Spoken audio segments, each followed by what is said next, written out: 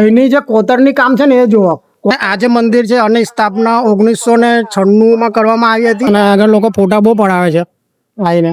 રવિવારે છાસ અને ખીચડી ફ્રી હોય છે. ફોટા પડાવતા હશે, વિડીયોગ્રાફી કરતા હશે, પણ અહીં આગળની આ જે પ્રતિમા છે એ કોની છે એ તમે લોકોને હજુ ખબર નહીં. ફાઇનલી આપણે મંદિરમાં અંદર પહોંચી ગયા છે.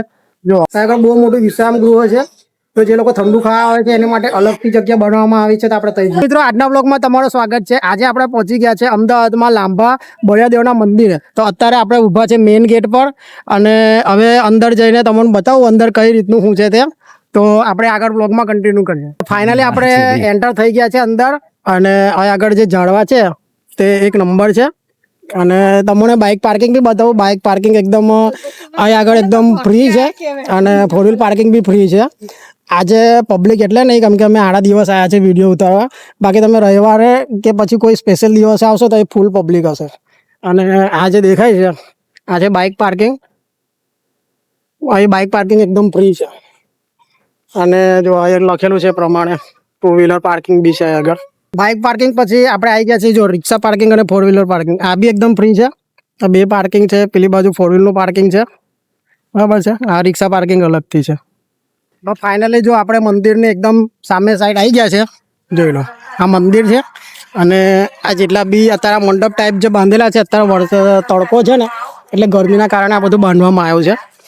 અને મંદિરનો જે ટાઈમ છે તે સવારે 6:30 થી લઈને 7:30 સુધી આ મંદિરનો ટાઈમ છે.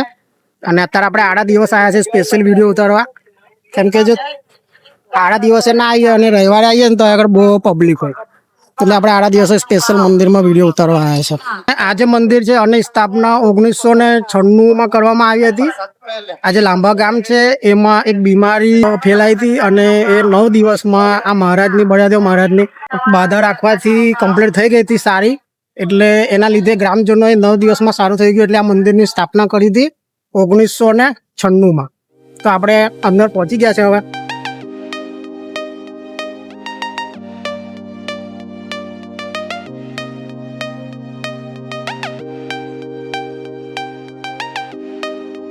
ફાઇનલી આપણે મંદિરમાં અંદર પહોંચી ગયા છે. જો દર્શન કરાવો તમને. આ છે બળિયાદેવનું મેન મંદિર.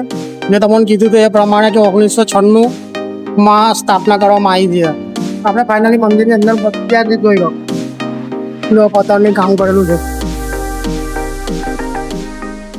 મંદિરની અંદર પહોંચ્યા છે અને આ તો તમને દર્શન કરાયા. અને હવે જો અહીંની જે કોતરની કામ છે ને એ જુઓ. કોતરનું કામ નહીં, આ એક એકદમ જોરદાર પેન્ટિંગ કરીને બનાવ્યું છે. પણ આ જોવામાં કેટલું જોરદાર લાગે છે. જો આંખોને કેટલું જોવામાં ગમે. એક આમ અલગ જ લાગે છે. જો અત્યારના માણસો જ બનાવેલું છે, પહેલાનું જૂનું નહીં, નવું જ છે, પણ લાગે છે એમ જોરદાર. બરાબર છે. તો હવે પતી ગયું છે. હવે આપણે અહીંથી એક્ઝિટ અહીંથી બહાર જવાનું છે પેલી બાજુ. સમજી પેલું બતાવવું પડશે કેમેરામાં. ના, અમે બ્લોગિંગ કરવા આવ્યા છે, ચાલુ જ છે. જો અહીં આગળ તમે આવશો તો તમને છે ને કેમેરા વાળા ભાઈ બી આગળ ફોટો પાડવો હોય તો, અને આગળ લોકો ફોટા બહુ પડાવે છે આવીને. તો અહીં આગળ તમે લાંભા મંદિરે જે અમદાવાદમાં આવેલું છે આગળ આવીને તમે ફોટા તો બધા બહુ પડાયા હશે, પણ આ બે પ્રતિમા બી તમે જોઈ હશે. પણ આ બે પ્રતિમા જે છે એ કોની છે તમને ખબર છે? બધા જ આગળ ફોટા પડાવતા હશે, વિડીયોગ્રાફી કરતા હશે, પણ અહીં આગળની આ જે પ્રતિમા છે એ કોની છે એ તમે લોકોને હજુ ખબર નહીં. હવે આ જે બે પ્રતિમા છે ને એ લોકોએ આ મંદિરનું નિર્માણ કરેલું છે અને સ્થાપના બી આ બે જણે જ કરી હતી. આ છે ગામના પટેલ. આમને એમ દેશી ભાષામાં ગામના પટેલ કહેવામાં આવે છે. પણ આ જે મંદિર છે એ આ બે જે પ્રતિમા દેખાય છે એમને જ આ મંદિરની સ્થાપના કરેલી છે અને એમને જ આ મંદિર બનાવડાયું છે. તો અને હવે આપણે જઈશું વિશ્રામ ગૃહ બાજુ.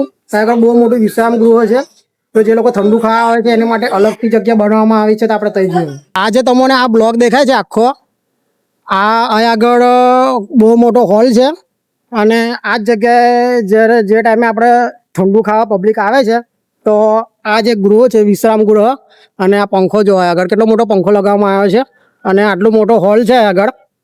લોકો ઠંડુ ખાવા માટે આવે છે ને ત્યારે આ જગ્યાએ આવીને બેસે છે. જો બીજો પંખો છે કે બંધ છે, હવે એક પંખો ચાલુ છે. કેરેટો મને દેખાયા એટલે મેં એક ભાઈને પૂછ્યું તો અહીં આગળ જે છે ને રવિવારે છાશ અને ખીચડી ફ્રી હોય છે ખાવા માટે. એટલે તમે આગળ આવો તો રવિવારે તમને પ્રસાદનો આનંદ લેવા મળશે. આપણે બહાર આવી ગયા છે અને અહીં આગળ તમને શૌચાલય ને એ બધી વસ્તુ ફ્રી ઓફ કોસ્ટ છે એ મળી જશે તમને. હવે આજના બ્લોગમાં આટલું જ. મળીએ કોઈ નેક્સ્ટ બ્લોગમાં કોઈ નવા ટોપિક પર. તો જય હિન્દ, જય ભારત મિત્રો.